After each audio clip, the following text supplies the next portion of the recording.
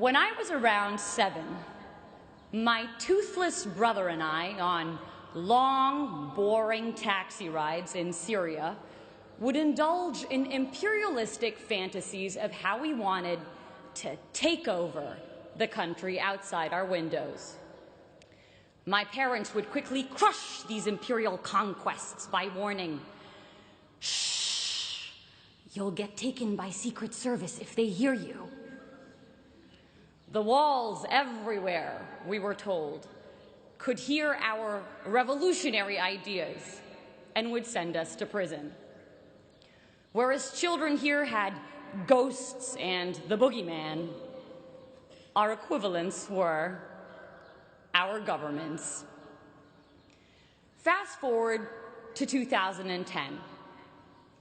When I first got here, someone told me, if Harvard shut its gates, it could be its own country, just like the Vatican. As I've walked through this place every day for the past 4 years, I was struck by how true this idea was. I saw it everywhere. The Harvard Nation. I saw it in the big and obvious things. We had our own version of the Statue of Liberty, the John Harvard statue, our own embassies, the Harvard clubs of Boston and London, a tax collection agency, the Harvard Alumni Association, and an endowment larger than more than half the world's countries' GDPs. We also had our own diplomatic passports. Nowhere did I see this more clearly than at U.S. immigration at Boston Logan Airport. Whenever they saw I was coming from the Middle East, "What were you doing there? Why are you here?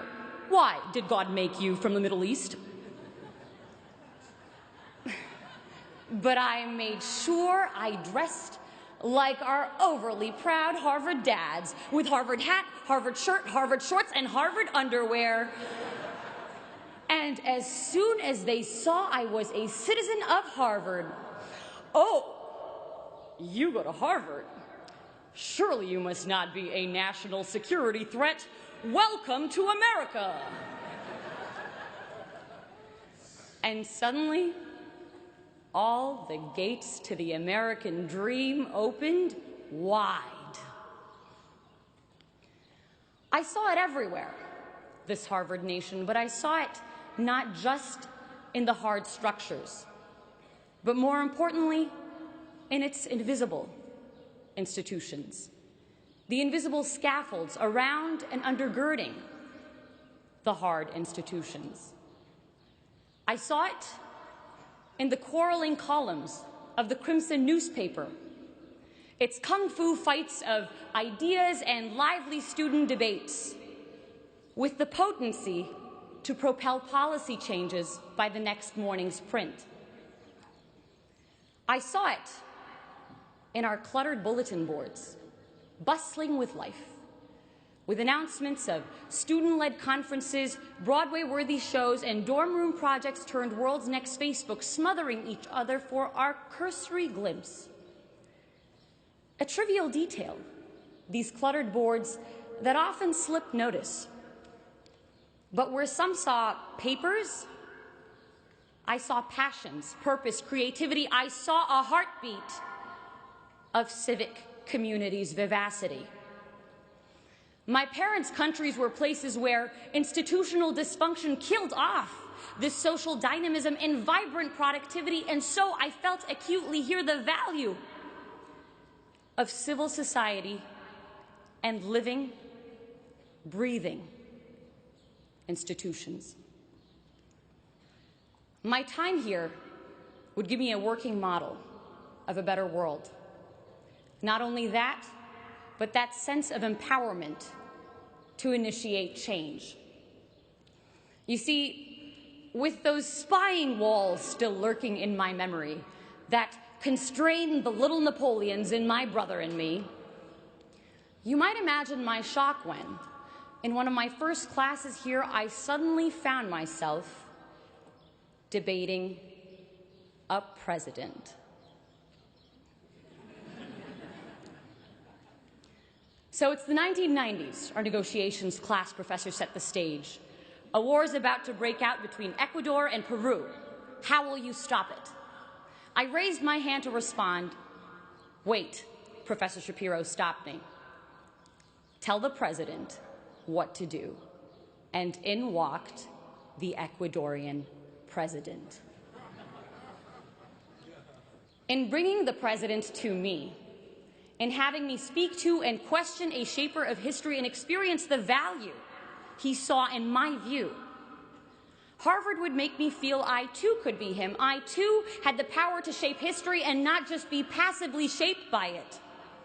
That sense of infinite possibility we have as children to think big and conquer great things was returned to me here. A less despotic version of it. But what seemed intractable problems of the world became opportunities for me, for us, to change things. You know, when I first got here, my name was Sara. After Harvard, it would become, hey, Harvard! With people stuffing 378 years, 5,000 acres of real estate, the entirety of Widener Library, and 32 heads of state all into my 5'6" self. Ridiculous as it is, there's a strange reality to it. Arab-American author Renda Jarrar pictures inhabiting a new place as running barefoot, the skin of our feet collecting sand and seeds and rocks and grass until we had shoes made of everything we'd picked up as we ran.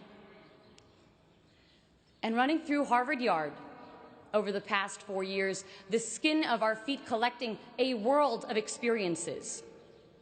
We each become this place in a strange way.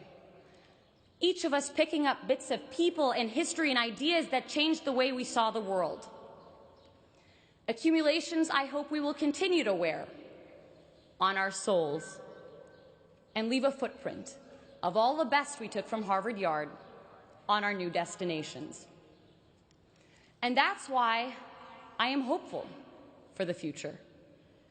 I am hopeful because of my dining hall dinners spent marveling at friends who, while their countries wage bloody war against each other, are able to carry out civil conversation and build generative projects together. I am hopeful because of the founding mothers and founding fathers of revolutionary ideas like these being launched into the world, who will make of its institutions, its constitutions, its hospitals, its art houses, something better.